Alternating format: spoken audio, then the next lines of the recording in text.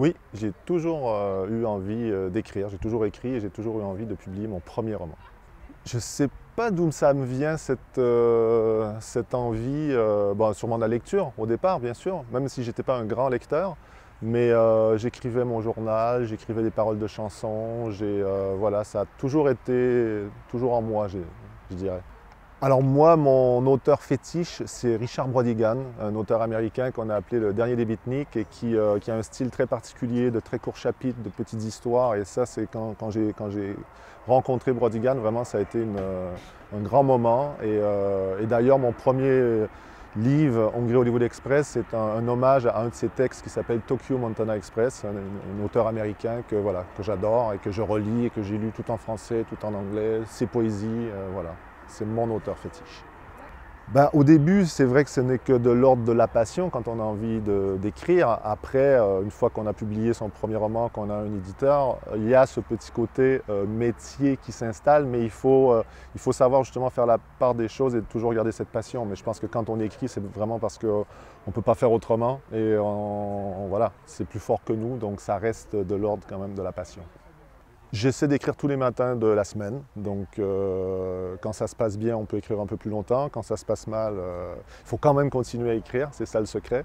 Mais voilà, je dirais 20-30 heures par semaine. Mais après, des fois, il y a des... Ça c'est une moyenne. Après, il y a des semaines où on peut écrire beaucoup plus, d'autres où on peut écrire moins. Mais en général, quand on a écrit ouais, 2-3 heures par jour, ça fait déjà beaucoup. Enfin, au-delà de ça, il y a les recherches aussi qu'on fait autour de l'écriture. Moi, je travaille beaucoup avec des documents, je lis beaucoup, je fais beaucoup d'archives, donc ça participe aussi. Ce n'est pas nécessairement un temps d'écriture, mais ça fait partie de la création. Ah, l'inspiration, elle est... Je pense que le problème quand on est écrivain, en tout cas dans mon cas, c'est pas tant de trouver des idées que de choisir à quelle idée on va consacrer, par exemple, la prochaine année de sa vie ou les 2 prochaines années, si c'est un gros roman, quoi. Donc, elle est toujours là, elle est dans ce qu'on lit, dans ce qu'on rencontre, dans les rencontres qu'on fait, dans les discussions. Il y a toujours, enfin, je prends toujours plein de notes de sujets, en fait, qui pourraient faire un texte, une nouvelle, un poème ou un roman. Mais tout est inspirant. Je ne connais pas la fin avant de l'écrire parce que jusqu'à maintenant, je n'ai pas fait souvent de plan très précis sur mes livres, mais c'est vrai que de la même manière que quand je lis un livre, je n'ai pas envie de connaître la fin au début. Quand je commence à écrire un livre, je n'ai pas envie de connaître la fin. Je sais à peu près où je m'en vais, mais l'écriture nous porte et ça change tellement à mesure qu'on écrit que j'aime bien me laisser surprendre par ce qui va arriver. Ben, je suis arrivé sur la péniche samedi à Metz, sur le plan d'eau, c'était magnifique. Je suis rentré dans ce bateau qui est magnifique aussi. On a des superbes chambres, l'équipe est extraordinaire. On a l'impression de se sentir en famille dès les premières heures. Donc on a passé une première soirée avec des lectures de Dominique Pinon, un comédien, sur mes textes. C'était très sympa. Et le lendemain, on a largué les amarres et voilà, on rentre dans une espèce de bulle, on rentre dans un autre monde sur cette péniche. Et c'est vrai qu'on a envie d'écrire, on est dans une bulle, quoi. Et c'est vrai qu'au niveau de la création, on sent bien que ça bouillonne, ça nous fait bouillonner en tout cas, ça nous fait bouillir. Quand j'étais petit, non, bah ça s'est vite imposé à moi, mais pas enfant. J'ai vu le pouvoir de l'écriture quand j'étais petit, parce qu'on me racontait des histoires et je me suis rendu compte de ce que c'était, de ce que ça ouvrait comme possible. Mais c'est pas une projection que j'ai faite. Quand on est petit, on ne veut pas devenir écrivain en principe, on veut devenir pompier ou vétérinaire. Voilà. Ça s'est imposé à moi, j'ai rencontré des livres au fur et à mesure de ma vie. C'est pas l'école, il y a toujours eu des livres chez moi, il y a toujours eu des lecteurs chez moi, donc j'ai rencontré la littérature et l'art en général à la maison. Les BD aussi, la musique, la chanson, tout ça, enfin le texte quoi en fait, le rapport aux mots. Et j'ai eu besoin d'écrire à l'adolescence, comme un adolescent romantique et énervé. Et à partir de là, voilà, ça a été un chemin d'écriture qui a fait que ça a toujours été un plaisir, un moyen d'expression. Et il y a un moment où ça s'est imposé à moi comme une possibilité d'être au monde en fait.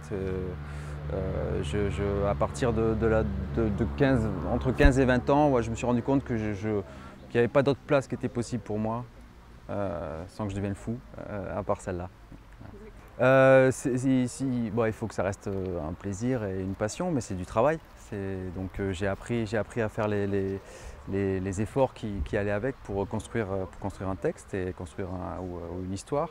Et depuis quelques années, j'ai toujours eu des emplois à côté pour gagner ma vie, parce que c'est un milieu assez précaire quand même, l'écriture.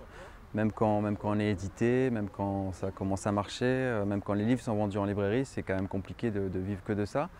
J'ai fait un choix là, il y a 4-5 ans, à partir de la naissance de mon deuxième enfant, de me consacrer que à ça. Donc je n'ai pas d'autres métiers à côté en ce moment. D'autres passions,